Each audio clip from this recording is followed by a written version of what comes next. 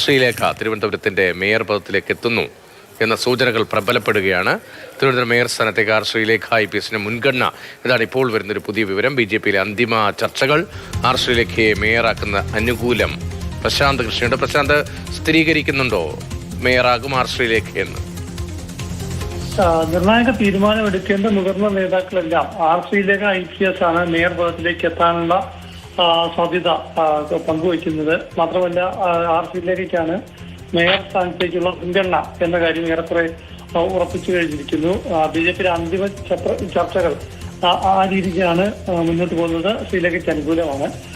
മാത്രമല്ല നേതൃത്വത്തിന്റെ പിന്തുണ ഇപ്പോൾ ശ്രീലേഖയ്ക്കാണ് എന്നതാണ് നമ്മൾ മനസ്സിലാക്കുന്നത്. ഇന്നിപ്പോൾ കൗൺസിലർമാർ, തെരഞ്ഞെടുക്കപ്പെട്ട 50 കൗൺസിലർമാരുടെ യോഗം നടന്നിരുന്നു. അവർ ഒറ്റയ്ക്കൊറ്റയ്ക്ക് സംസാരിച്ചിരുന്നു. അവരുടെ അഭിപ്രായങ്ങൾ കേട്ടിരുന്നു. എന്താണ് അവരുടെ മനസ്സിലുള്ളത് എന്നത് നേതൃത്വം കേട്ടിരുന്നു.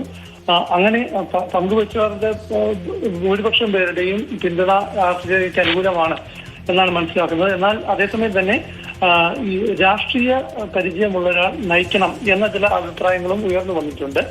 അതുകൊണ്ട് തന്നെ ഇപ്പോൾ ശ്രീലേഖയുടെ പേരിലാണ് മുൻഗണനയെങ്കിലും അപ്രതീക്ഷിതമായി നാളെ ഒരു അന്തിമ തീരുമാനം ഉണ്ടാകും. അതിനു മുൻപ് ഒരു മാറ്റം അല്ലെങ്കിൽ ഒരു പൊളിറ്റിക്കൽ തീരുമാനം ദേശീയ നേതൃത്വത്തിന്റെ കൂടി അനുമതിയോടെ മാറ്റങ്ങൾ വന്നാൽ മാത്രം മറ്റൊരു പേരിലേക്ക് പോകാനുള്ള സാധ്യതയുണ്ട്. ശരി, മുൻ ജില്ലാ പ്രസിഡന്റ്, സംസ്ഥാന സെക്രട്ടറിയൊക്കെ ആയിരുന്ന VV രാജേഷിന്റെ പേരാണ് സാധാരണ നിലയിൽ തിരുവനന്തപുരത്തെ മേയർ പദത്തിലേക്ക് ഉയർന്നു കേട്ടതെങ്കിൽ അങ്ങനെയല്ല, ശ്രീലേഖയിലേക്ക് എത്തുന്നു.